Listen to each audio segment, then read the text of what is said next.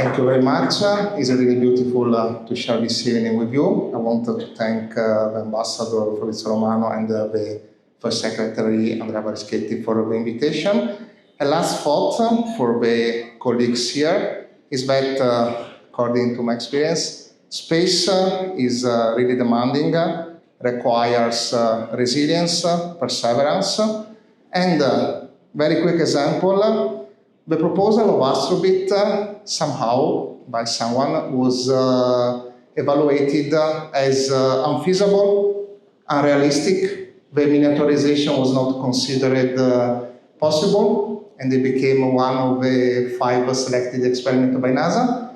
And also my music proposal by someone higher up was considered not of great value.